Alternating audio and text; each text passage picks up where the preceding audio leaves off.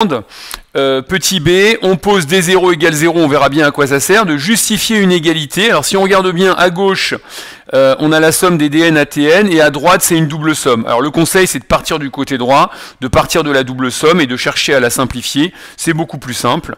Et on va procéder en fait à une inversion de somme. Donc si on regarde bien, la somme de 1 à grand N, souvent, quand il y a deux sommes, on est amené à faire une inversion de somme, hein, quasiment toujours. Donc, on va écrire le côté droit. Alors, ils ont eu la bonne idée de mettre une grande parenthèse pour éviter les erreurs des élèves liées à des sommes. Donc, on peut regrouper les deux sigma côte à côte. Un somme pour petit n allant de 1 à grand N, de la somme pour k allant de petit n à grand N. Donc, attention, les indices dépendent l'un de l'autre. Hein, il n'est pas question d'écrire un produit de deux sommes. A indice TK, et donc par inversion de somme, alors mon conseil, moi, c'est d'écrire dans un coin ce qu'on a comme information. Ce qu'on sait, c'est que n, petit n est compris entre 1 et grand N, et on a aussi petit k qui est compris entre petit n et grand N. Et en fait, ça peut se réécrire en raisonnant par rapport à k.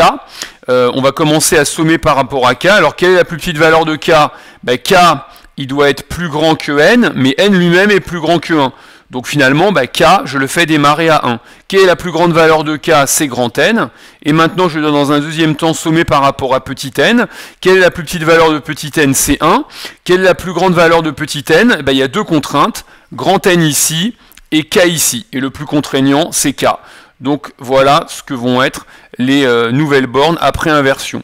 Qu'est-ce qu'on va pouvoir faire ici? Eh bien, on va pouvoir sortir le ATK qui ne dépend pas de n, ma deuxième somme étant n, et le ATK ne dépend pas de n, donc je vais pouvoir le sortir, et je vais me retrouver en fait avec un télescopage, sauf erreur. Et donc c'est égal à la somme pour petit n, je ne sais plus où j'en suis, petit k, pardon, allant de 1 à grand N, je peux sortir le A indice TK, et j'ai une somme, petit n allant de 1 à k, des dn moins dn-1.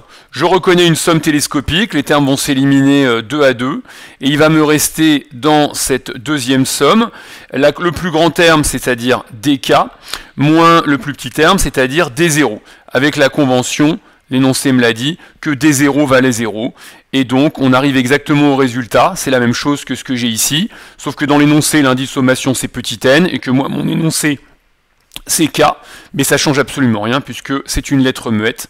Donc, on peut conclure sur le fait que on a l'égalité souhaitée. Alors ensuite,